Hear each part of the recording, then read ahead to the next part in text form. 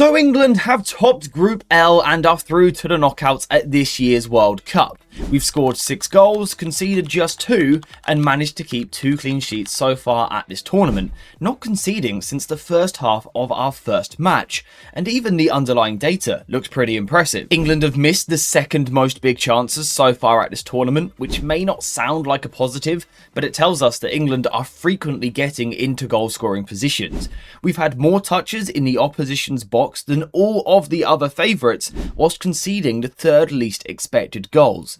We've actually got the 5th best expected goal difference. However, many people are still moaning. So are England fans just impossible to please? Is this the impossible job for Thomas Tuchel? Or is there actually something underlying which isn't quite working?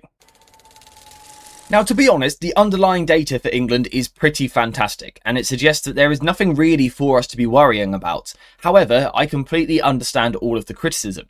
The hate for this England team has gone too far. People have gone too far. England have done the job that was required in pretty comfortable fashion without really getting out of second gear. However, if we look ahead at the rest of the tournament, there are more tricky teams to come, some difficult blocks that we're going to have to break down, and some big sides that we'll have to play if we want to win the World Cup.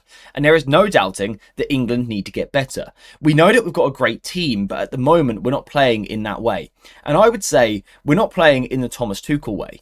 Before the tournament started, we did a big video looking at how England would set up at this World Cup and why England had a great chance of going all the way.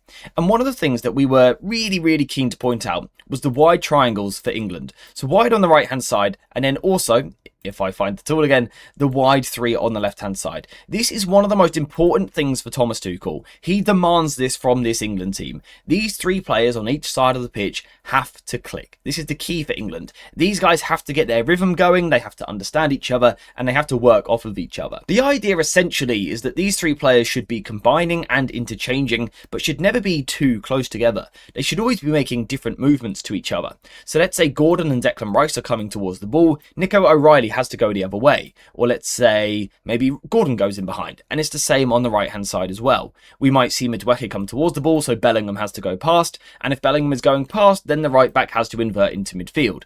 But so far for England, this hasn't clicked, especially in the first half of matches so far.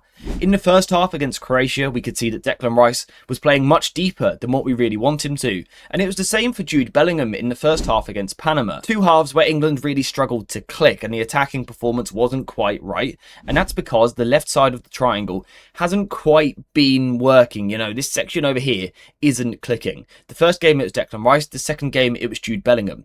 Defensively, doing fantastically well, but not quite bringing enough in possession in the first half of matches. But in the second half, there has been a change. Look at Declan Rice's pass map in the second half against Croatia, and then Jude Bellingham's against Panama. That is when England finally start to click. Now, I know what you're thinking. Have we really clicked yet? Yes, those players have moved a little bit higher in the second half, and England may have scored some goals, but are the wide triangles really clicking? Honestly, yes. Yes, when we finally get it right, we see the full potential of this England team. We're just not seeing it frequently enough yet. However, so far at this tournament, England have scored 6 goals, and I would say 4 of them have come from the wide triangles. That shows that this is a reliable method that England can use. We've just got to get the players into the right position. Starting off with the 3rd goal against Croatia. It's the triangle down the right hand side and then the hooked pass from Elliot Anderson that allows Jude Bellingham to score this incredible eventual solo goal. But it started with the triangle wide on the right hand side. And so did the 4th goal in that game. The wide combination with Saka and Spence both involved down the right hand side, but you can see 3 players close together in that triangle before the ball was released to the left. Then we can go to the Panama game. Now you will remember that the first goal was a corner, but how was that corner won? Well, it was Marcus Rashford deep on the left hand side. It was Nico O'Reilly slightly tucked in and Jude Bellingham making the run beyond. Jude Bellingham eventually does his thing, trying to get separation, and eventually wins the corner that he then scores from. And for the second goal, it's the same. Marcus Rashford, deep on the left-hand side, plays an incredible pass to the underlapping Jude Bellingham, now much higher in the second half, gets into a great position, does really well, and finds Harry Kane for the goal. So what I'm trying to tell you is, yes, it's not always clicking. You know, we're yet to see 90 minutes of good England play, but when it does click, it's unstoppable for England. And you've got to think about what is to come still in this tournament. Bukayo Saka is only now warming up. You know, he's only just now finding his groove. as we go through the knockouts, should England progress through the tournament, Bukayo Saka is going to be a key player, but undoubtedly, an upgrade on Noni Madueke. And for me, it's the same on the left-hand side. I think Anthony Gordon has a lot to offer. I think he's a very good footballer and deserves his big move to Barcelona. But Marcus Rashford has a different level of quality.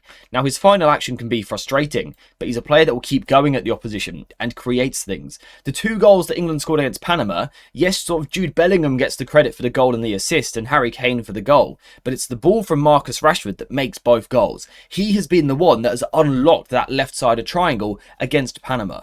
So technically, if we're thinking about it, moving forward, England should only get stronger in the wide area. It's just a shame that we're going to lose Reece James for a little bit. It's going to be Jed Spence on the right-hand side, I would imagine. But technically, if we're thinking about it, these wide triangles should get better because we should now have better wingers who should just produce better football, plus the understandings should be starting to improve as well. Now, in this regard, I think England will be fine for the rest of this World Cup. I'm not guaranteeing that England are going to go all the way to the final and win, but certainly that England will continue to threaten, and on their day can beat any team. There's just too much quality in these positions. O'Reilly, Rice, Rashford, Saka, Bellingham, Spence, and the fact that the midfielders can swap as well.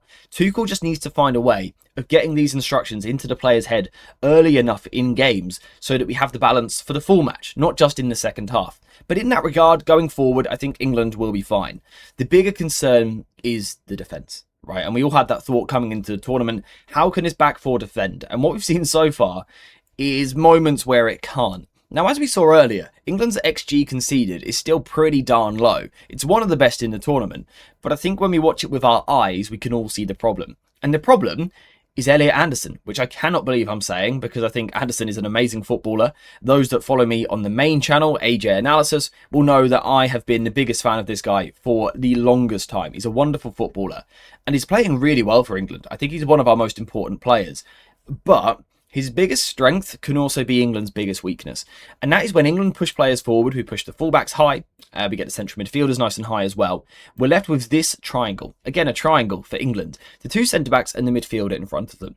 Now, for Elliot Anderson, there is a lot of defensive work that he's got to get through. And against Panama, I think he did an amazing job of doing that, of snuffing out opposition counterattacks. He jumps forward, he's very aggressive, and stops the attack before it even gets started.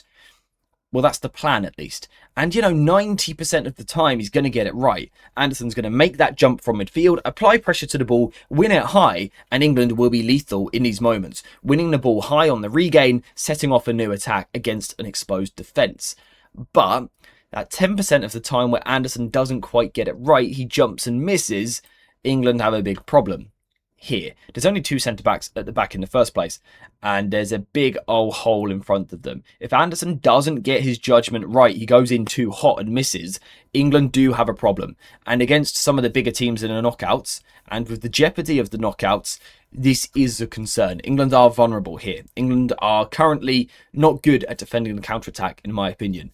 Now, having Declan Rice back in the team in the knockouts will certainly help. Against Panama, he was certainly missed. England were very attacking against Panama with the positioning. I think in the knockouts, we will see a more reserved team, a little bit like what we saw against Ghana, where the fullbacks were a little bit deeper to protect the counter-attack. And in that game, England were fantastic at stopping the transition.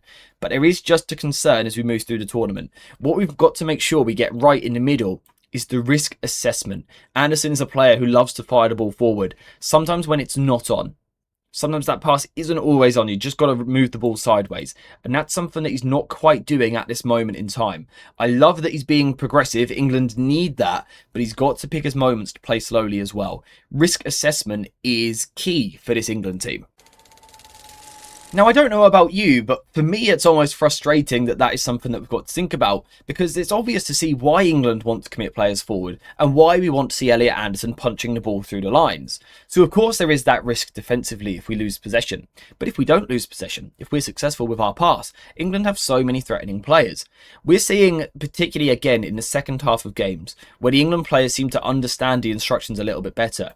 And, that's something that Tuchel was doing fantastically well. He's impacting the game sitting on the sidelines, right? Whether that's with his team talks, his tweaks in instructions, or new players coming onto the pitch. But what we're seeing in the second half of matches is these two central midfielders pushing much further forward. Now, so far, England have faced a couple of back fives, so we haven't always seen the benefit of this high positioning. But I think if England are able to get past Congo in the next round and face, the likes of Mexico and then the even stronger teams later on, again, if England get that far, we will see more back fours. And this is where England will probably be at their most dangerous. Because if we quickly just look at the front five that England are going to be able to create later in the tournament, the quality is an absolute joke. It's an absolute joke. Marcus Rashford, in moments, is one of the most dangerous players in the world. Now, don't get me wrong, I know he's not consistent. I know over the course of a full season he's quite frustrating. Even in 90 minutes, he has selfish actions. But knockout football is all about moments, and Marcus Rashford can give you that. On the right-hand side, you've got Bukayo Saka, who I think is this wonderful, wonderful footballer. I think he's becoming a little bit underrated, or certainly underappreciated. If he gets fit and firing, he will be one of England's most important players. And then I look at the three. Jude Bellingham, Harry Kane, Declan Rice. Perhaps it's lacking that true sort of guile that some of the other teams may have with small, diminutive, sort of nippy central midfielders. England do lack that a little bit. But I tell you what, if England are able to get crosses into the box as we progress into this tournament, these three up against teams that are in a back four and therefore only have two centre-backs will be dangerous because they're all well over 6 foot. They're all great in the air and they're all incredible runners that will attack the box frequently. England are one of the teams who don't have this problem. A lot of teams at the moment are having this issue where the players are too deep, and when the ball goes wide and you're looking to cross into the box, there's simply not the numbers penetrating the box. There's not enough people in there to disrupt and disturb the opposition defence. England will not have that problem in this tournament. Our bigger problem may be the deliveries into the box without a Reece James, without a Trent, without a true passing specialist midfielder. But what we've seen already at this tournament is that when England get numbers in there, they're going to be dangerous. Harry Kane's goal the other day, you can see plenty of numbers flooded into the box. And also this moment here, England are not afraid of pushing players forward. So I do think the big challenge for England is to get those wide triangles clicking, and when they do, I think will be fantastic. But it's getting the risk assessment right in midfield, because when these guys go, they're going to be so dangerous and can beat any team. The problem is get it wrong, and we can also lose to any team because of the defensive transition. That is honestly how I see England right now. I am always incredibly optimistic about this England team, and I still believe we can go all the way and win the World Cup at last. I still think that is very, very possible. There's so much quality in this team. Jude Bellingham and Harry Kane are two of the greatest players that have ever played the sport, let alone for England. Right, and they play together in the same team in an important position, the spine of the team, and therefore England can win a lot. And that's how I see this England side. A team that on their day can beat anyone, because there's so much quality in this team. But with some of the synergy issues that we're facing currently, we also feel like a team that could go out to anyone on the wrong day as well. And that is the amazing thing about knockout football. Right, we are now in the knockout. It's about 90 minutes, maybe 120 in penalties. Can you win on the day? England will feel still very confident because England can beat anyone. Can England beat France? Of course they can. And people will find that daft to say because we struggled against Ghana and against Panama. But believe me, England can beat France on any given day. That's very, very possible for England to do that. But England are also very capable of losing to Congo or Mexico. That's the very fascinating thing about this tournament, because I think it's the same for all of the big teams. I think all of them have got enough quality to beat anyone, but I think they've all got enough frailties as well that they can lose to anyone. So are England still well in this World Cup? Of course we are. What a silly question. I'm seeing people call for the manager's head. We've just topped the group without conceding a goal since the first game. The first half of the first game. England haven't conceded since then. Jude Bellingham and Harry Kane, two of our most important players, are firing. We've got Bukayo Saka, one of our best players still to come into the team. Declan Rice coming back fresh and fit and firing, ready to go. Of course, England can still go far at this tournament. I'm not guaranteeing that they will, but can they? Of course they can. The manager has managed to impact games from the bench. The squad is strong. The starting 11 should just keep getting better if we are able to go through the tournament. So if you're an England fan, just enjoy the ride. I think England fans love being hypercritical, super miserable all the time. Just enjoy it. Are there things wrong? Yeah, of course there are. But there was in Euro 2024, and we went all the way to the final with 4 draws in 90 minutes. Portugal won the Euros in 2016 without winning a game in 90 minutes. It's not always the best team that's going to win this tournament. You need a little bit of luck. You need some injuries to go your way. You need some refereeing decisions, a deflection. Who knows what you need? A little bit of magic from some of your forwards or your goalkeeper. It's a tournament. It's knockout football. England can still go all the way, but it's not guaranteed. So I want to hear your thoughts in the comments down below. How are you feeling about England? How far can England go this summer? I still think it's possible that we win, but also I do fear that we could go out at any moment. That's how I feel, but let me know how you feel in the comments down below. So that is the actual truth about what is going on with England at this World Cup and why they can still be strong going into the rest of this tournament. But that is all we are discussing for today. So thank you very much for watching this video. I hope you have enjoyed it. And as always, I'll see you in the next one.